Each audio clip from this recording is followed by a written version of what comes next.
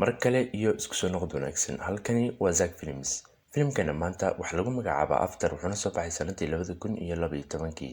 Inta aanan u gudagelin filimkeena, min fadlik waxaan ka codsanayaa inaad subscribe saartid, sidoo kalena muuqaalka aad like inoo dhahdid. Aad iyo aad ayaad u mahadsantahay.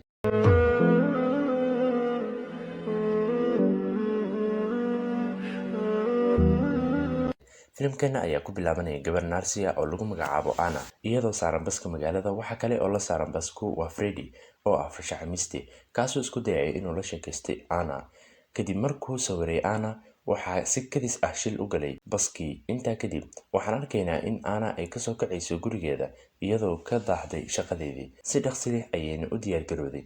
Kadib markay gaartay hosbitaalka, waxay aragtay iyada oo qofna uusan ku sugnayn gudaha hosbitaalka. Sidoo kale qalabyada goobta yaalla midna ma shaqaynayo. Waxa kaliya oo shaqaynaya waa raadiyo meesha saarnayd, wuxuuna sheegayaa 13 Maarch 2012. waxay intaa kadib u baxaysaa bannaanka iyadoo garaacaysa guryo badan, iyadoo qofna ka weysay, xitaa xayawaanada shimbiraha aysan ka duulinin gudaha magaalada. Kadib habeenkii, iyada oo hurda gurigeeda, waxaa kiciyay muusig dheer oo kasoo baxayay guri u dhowaa. Anna ayaana u baxayso si ay usoo hubiso, waxayna arkaysaa in qofka ciyaarayay uu ahaa Freddy. Waxay go'aansanayaan in ay aadaan xarunta booliska. Sidoo kale saldhigga waa mid faaruq ah, xitaa qalabka ma ahan kuwa shaqaynaya. Freddy ayaana horay u qaatay baskoolad, waxayna ka baxayaan magaalada. Intii ay sii socdeen, waxay arkayaan in ay wadada xirtay ceeryaamo madow oo aad u weyn. Freddy ayaana isku dayaya inuu taabto, taasoo ku sababtay inay gacantiisu isbedesho. Waxay isku dayeen in ay maraan waddo kale, balse jawigu waa mid isku mid ah. Freddy ayaana arkaya in qaacu ku socdo dhinaca magaalada si tartiib tartiib ah. Freddy ayaana fuulaya sar aad u dheer, isagoona korka arkaya dhammaan magaalada inuu ku xiraysan tahay ceeryaamada. Sidoo kale markii ay magaalada ku noqdeen, waxay tagayaan maqaaxi ay dad ka buuxaan, laakiin dadka midna ma arko mana maqlo. Anna ayaana arkaysa iyadoo yar oo dhalasho la dhiganaysa habaryarteeda Lou. Sidoo kale Anna ayaa isku dayaysa inay taabato habaryarteeda, taasoo lumisay aragtidii, balse tani ayaa caddayn u ah in ay labadoodaba dib ugu noqdeen 1992. iyagoo wada fadhiisanaya waddada, waxayna ka wada sheekaysanayaan xaaladda hadda ay ku jiraan. Intaa kadib Freddy ayaa bilaabaya inuu xisaabiyo xawaaraha ceeryaamada ay ku socoto, isagoo ogaaday in muddo 3 maalmood ah ay kusoo gaari doonto gudaha magaalada. Intaa kadib cirka ayaa noqday mid madow, ceeryaamada ayaana qarisay iftiinka cadceedda. Intaa kadib supermarket ayay u dhacayaan, waxayna qaadanayaan dhammaan waxyaabaha lagama maarmaanka u ah. Anna ayaana soo xasuusanaysa raadiyo iyo daawooyin ay kusoo aragtay gudaha hosbitaalka. Iyagoo dhakhtarkii aadaya, waxay dhegeysanayaan raadiyoga. Dhakhaatiir ayaa ka sheekeynaysa xaaladda 2 bukaan oo koomo ku jiray muddo 2 bilood ah.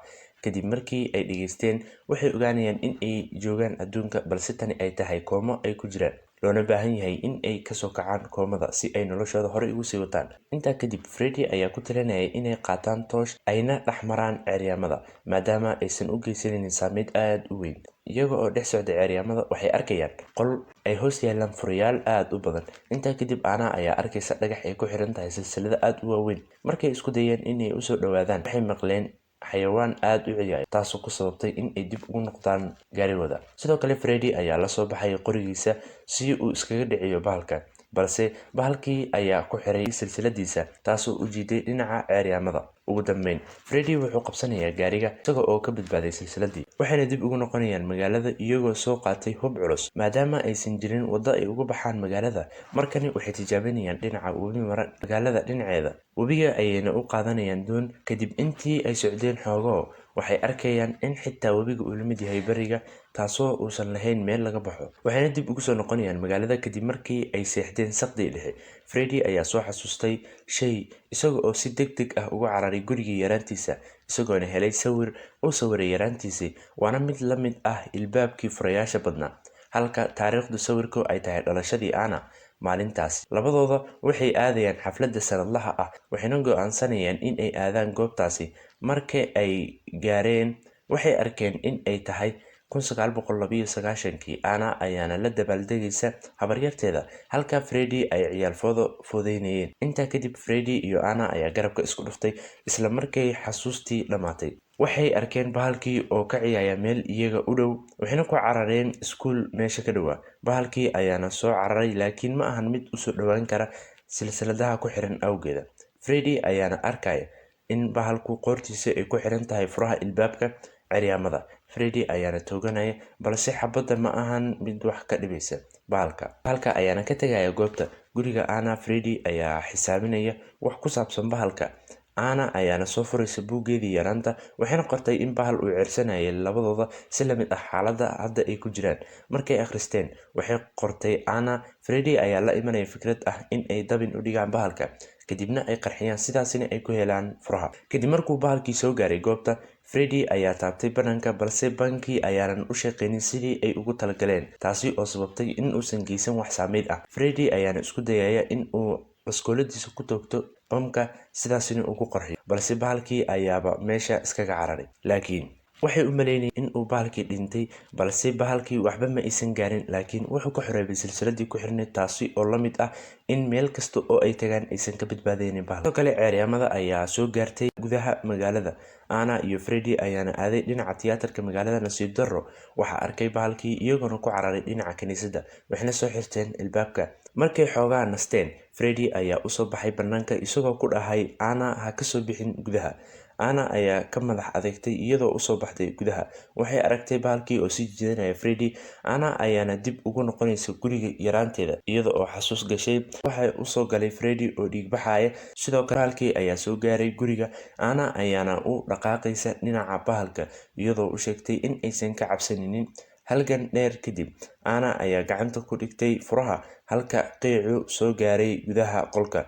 Intaa kadib, Anna iyo Freddy ayaa kasoo kacaya iyagoo hor jooga ilbaabka. Anna ayaa gelisay furihii ilbaabka, balse weli ma furmin ilbaabka.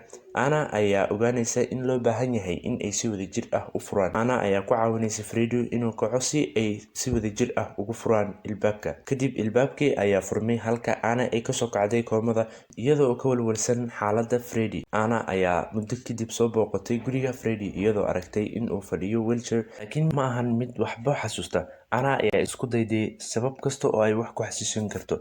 Ugu dambeyn, Anna ayaa tusisay sawirkii uu sawiray isaga oo xasuustay dhammaan wixii dhacay.